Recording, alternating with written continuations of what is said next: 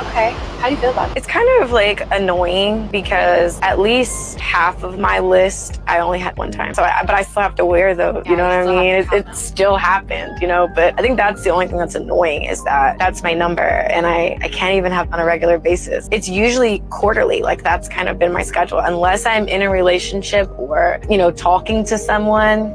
That pre-commitment phase, which has not been anything recently.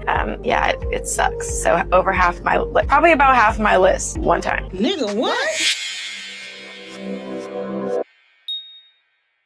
Something about life that people have to accept is that you're going to meet people who have slept around.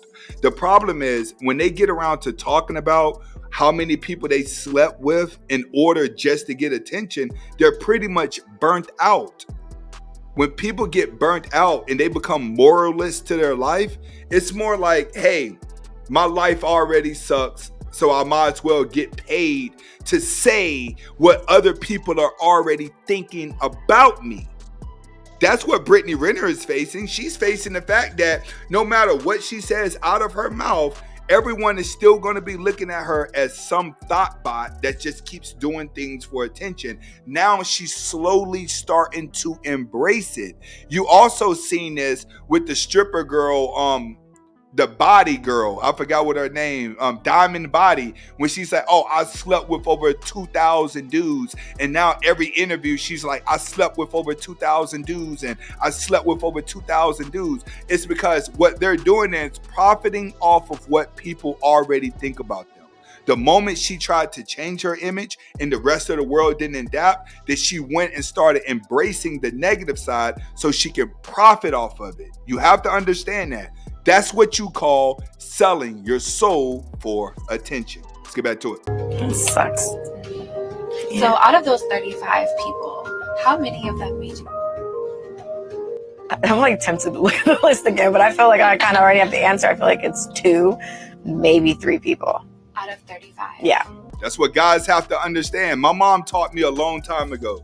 She says most women are not going to get pleased in bed because in order for a woman to climax in bed, it has to first start at the beginning, which means that the harder it is for a woman to get you, the faster she's going to climax. It could be the same thing with a guy. The more excited he is to see the woman, the shorter he's going to be in bed. So when it comes to a woman, she chases after that guy that's not attracted to her because it creates this, I gotta have him, I gotta get him, he's doing something different. She feels that's the guy that's going to please her because women learn throughout their life as they sleep around with guys you can't see, they notice most guys are not going to be able to perform, and it's mainly going to be the nice guy. The nice guy wants to eat her out for a half hour. He wants to give her a massage and lick all over her body and put rose petals on the bed. And then when he finally sticks it in, he's only lasting 5 minutes. Women learn the more harder they simp, the more desperate they look to get you, the shorter they are in bed. When it gets to these bad guys that ain't really paying them attention, calling them back, those guys perform the best in bed because they're sleeping with them from a dominant point of view. They're not sleeping with them from a loving point of view. And that's what a lot of nice guys don't get. You're making love to a woman. She don't feel that toughness and protection in you. The nicer you are, she don't feel like you're strong enough for her. But when she gets to the bad guy, he ain't got time to lick her up and down all over her body and all that. He's more like bend over, grab her by her hair and wear her ass out until she pass out and she falls in love. To her, that's a man. That's deep to her. So most guys that women sleep with are not going to please them. But women learn what guys are going to please them and they chase them. That's the game you need to know. Wow. Yeah. I feel like a lot of women can relate to that. Yeah, and that stuff didn't happen for me until later. Because I do feel like there were guys that I just wanted to have with and just experience their energy. And there's a lot of people that I met that I've slept with that, I used to listen to their music or fantasize about them back in high school. So it was more of like a curiosity thing, not necessarily like, man, I can't wait. So I think for a while, I just haven't really had like a lot of experience. Like I've had. When she says experience, what she's saying is, I haven't had a lot of guys who really please me. In most cases, girls like this was doing it for power. Remember, I tell you guys, 90% of the time, guys are making love to a woman. Like, you actually are in love. But with a woman, she may be with you because she feel obligated because you did something nice. When a woman really wants to be with you, she's going to try to rip your clothes off. She's going to try to seduce you. She's going to keep trying to get it off of you. You know what I'm saying? Because she feels like if she gives you a little bit of flirtness, then that's enough to get you to sway her way. But when you're not swaying her way, all it does is just make her even wet and want you even more, and it becomes a fantasy. What women face is when they build up the animosity and the drive and the want for a man, and he can't perform. That's where a lot of women that are dealing with celebrities, that's what they face. They face getting with celebrity people or popular dudes, and these dudes are 2-minute men. Trust me, I've been behind the scenes in Hollywood. I've seen this left and right.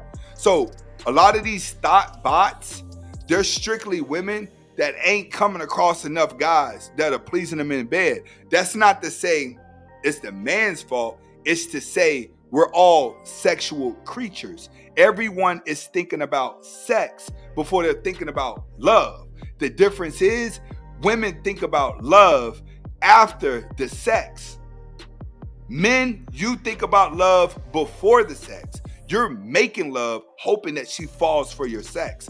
That's the difference. It wasn't really until like I had released my book in 2018 when we were speaking about Tiana, really watching her videos, learn how to, and that was at 26 years old that I actually made a conscious effort to learn how to, I never got compliments about so until I started watching her videos and I learned.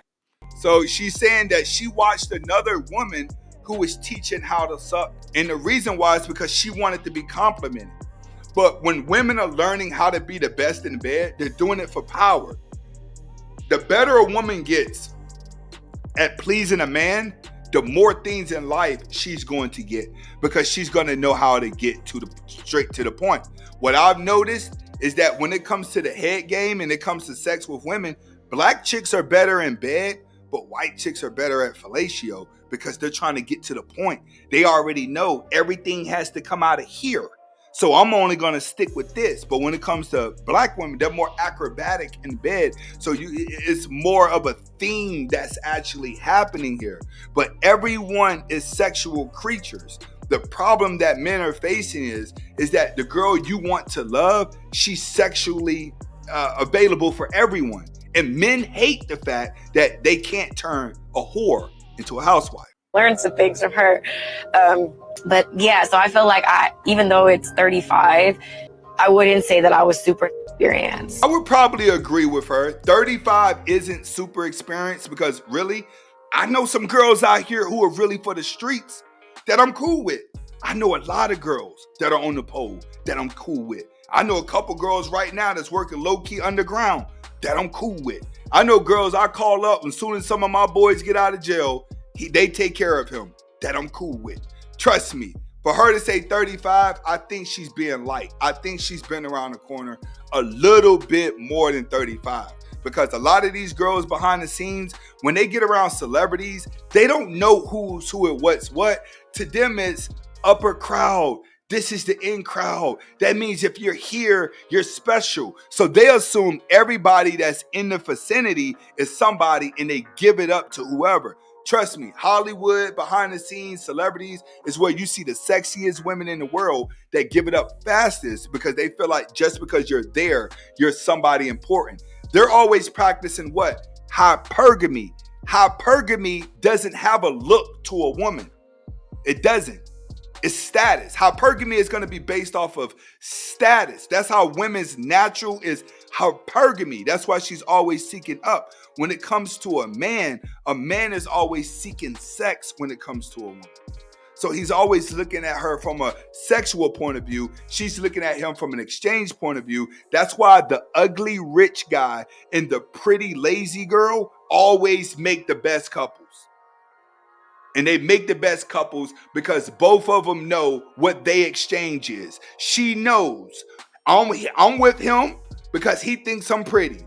And he knows she's with me because I'm a provider. I showed her I had a Lexus. I showed her I had these fancy cars. I showed her I got money. That's what you did on the date. When you guys are leading with money, you're going to end up with that type of girl who's going to always be practicing hypergamy because that's how the game go. Unfortunately, when it comes to girls like Brittany Renner, you're all over the internet. The only type of guys that's going to end up with you is a sucker.